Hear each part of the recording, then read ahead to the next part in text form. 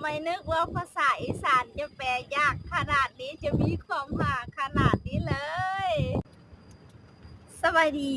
กับสวัสดีพี่พีเอฟซีฟังไทยและกับฟังลาวยินดีต้อนรับเข้าสู่ช่องเก็บเกี่ยวสาวลาวเส้นเก่าเส้นเคยอีกแล้วเนาะพีเอฟซีบ่ว่าจะเป็นพีเอฟซีที่สายอยู่ไกลหรืออยู่ไกลก็คอมเมนต์บอกสาวเก็บเกี่ยวได้เด้อซึ่งวันนี้สาวเก็บเกี่ยวจะมาแปลภาษาอีสานเนาะพี่พีเอฟซีเนาะ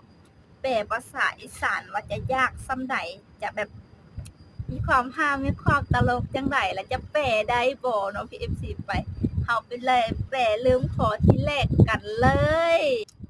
จะมาเริ่มกันขอที่แรกเนาะพี่ FC ตรงเล็งภาษาอีสานก็ว่าตรงเล็งน่าจะประมาณแบบว่า เป็นสิ่งที่ว่าตรงเล็งแบบประเภทอู้บ่ไกวไปไกวมาตรงเล็งเนาะพี่ FC ก็น่าจะประมาณนี้อีหยังก็ญาติที่ว่ามันปินไปปินมาตรงเล็งเนาะน่าจะประมาณนั้นเนาะพี่ FC ถ้าแปลว่าผิดใจกล้องตารางอืมน่าจะเข้าใจเนาะพี่ FC ความหมายกล้องตารางก็คือใครที่ว่ามีเฮือนเป็นเฮือนสูงๆเนาะและก็แบบทางลุมบ่มีเฮือนอีกดูซันสนอทางลุมนะแล้วก็แบบกล้องตารางเนาะคล้ายๆกับเถียงหน้าบอกมันจะเป็นกล้องตารางนั่นเองเนาะพี่ PFC น่าจะประมาณนั้นเนาะถ้าว่าเข้าใจผิดเอามาต่อกันก่อนเข่งโชว์เข่งโซ่ก็คือแบบคล้ายๆกันน่าจะแบบประมาณว่าเข่งโซ่รถจักรกระยานเนาะ PFC แล้วก็แบบโซ่มันยานแล้วก็ไปหาสั่งซ่อมเข่งโซ่ให้แน่เข่งโซ่เข่งโซ่รถให้หน่อยน่าจะประมาณนี้เนาะ PFC ขอที่ที่เท่าไหร่วะบ่จื้อแล้วเนาะลมป้องลมป้องเนี่ยก็แบบ สมัยก่อนหรือว่าสมัยนี้เนาะฝ่าผู้ใดที่ว่าใส่มีเฮือนปูเป็นปูไม้เนาะมันก็จะมีแบบป้องบางป้องก็มันจะเป็นป้องแบบน้อยๆมันออกมาเนาะ PFC แล้วแบบย่างไปย่างมาเขาก็จะว่าลมตีนตกลงป้องน่าจะประมาณ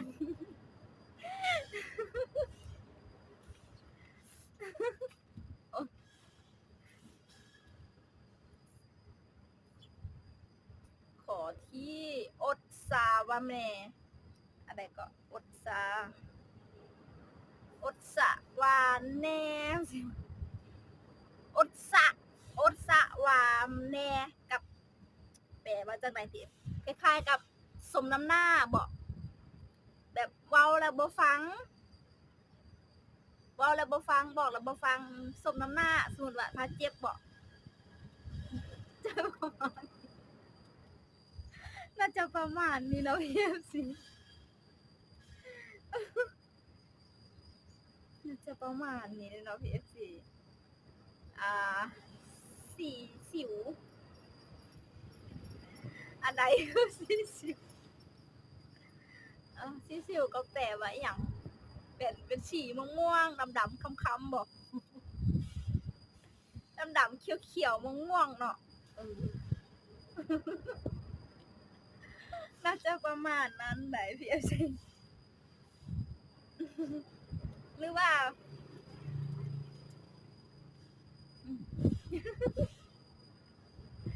แต่เฮิงก็แปลว่านานยังนานไปแล้วน่าจะประมาณเนี่ยนานไปหรือว่าดนไปแล้วแต่ดนพูนแต่เฮิง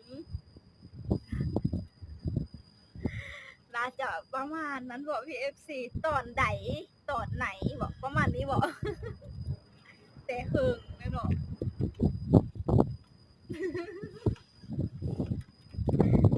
ดาด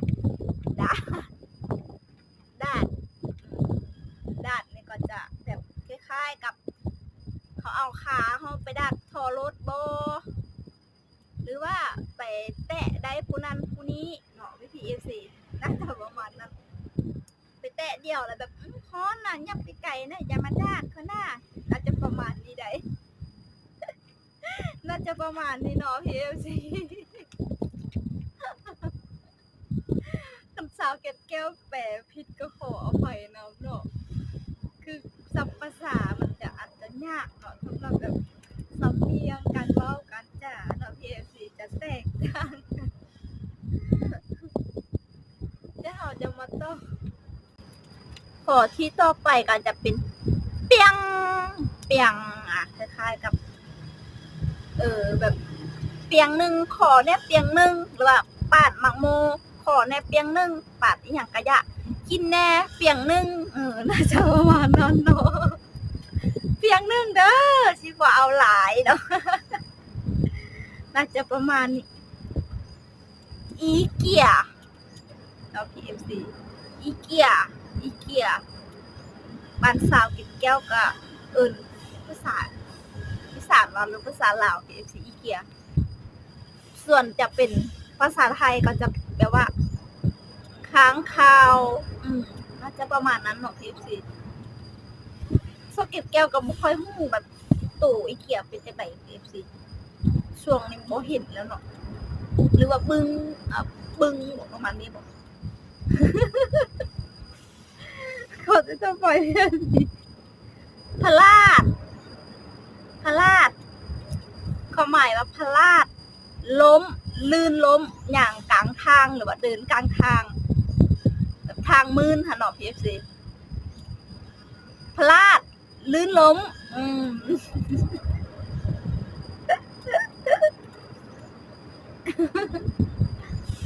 เกียร์ถ้าแม่นภาษาอีกแบบหนึ่งก็จะฮ้องว่าเกียร์เอาอาหารให้เป็ดไก่บ่สิประมาณนี้เนาะเกียร์ให้อาหารเป็ดไก่หมูประมาณนี้เนาะ PFC เกียร์ให้เนาะแต่ว่าจะเอิ้นรวมๆกันเป็นภาษาแล้วมันเกียร์ก็จะเป็นเกียร์รถบ่น่าจะเป็นเกียร์รถพุ่นน่ะตามสาวคิดแก้วคิดได้แต่น่าจะเป็นให้อาหารได้ประมาณนี้เนาะงอยโพนงอยโพนนี่ก็จะแบบมันเป็นโพนแบบดินเป็นโพนสูงๆเนาะ PFC โพนสูงๆเลยแบบเฮาขึ้นไปนั่งอยู่หั่นน่ะน่าจะแม่นประมาณนั้นบ่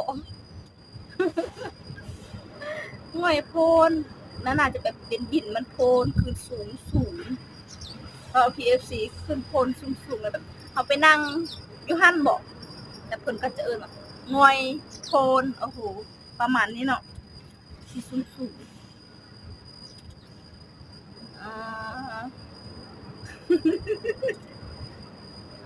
จาดแ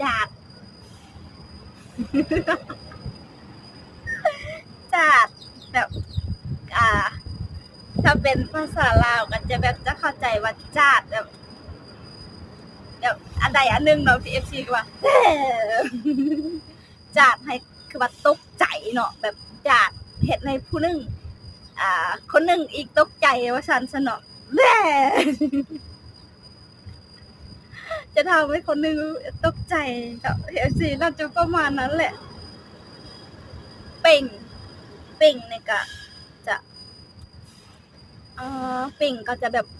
เป่งน้ำออกจากหน้าหรือว่าเป่งน้ำใส่หน้าแล้วเป่งน้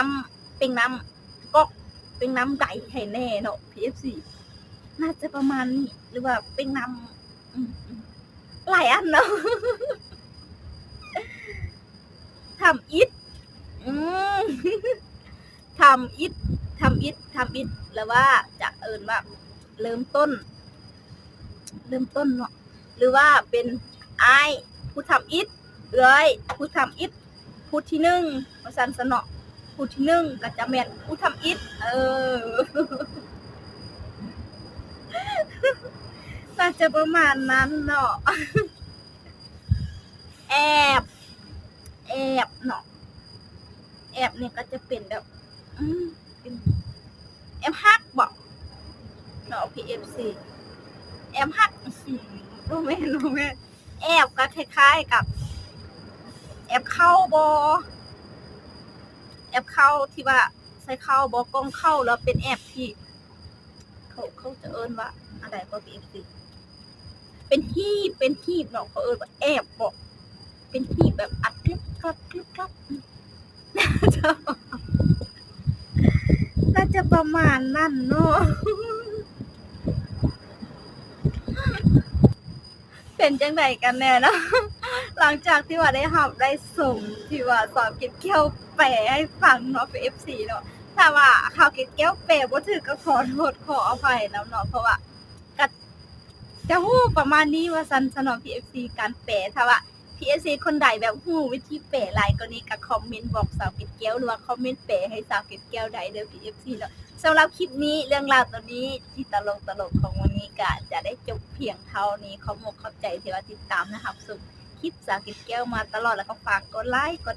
ติ๊งเผื่อว่าผ่านคลิปใหม่ดีๆนั่นเองเขาสำหรับคลิปนี้จะได้ขอตัวลาไปก่อนเด้อบ๊ายบาย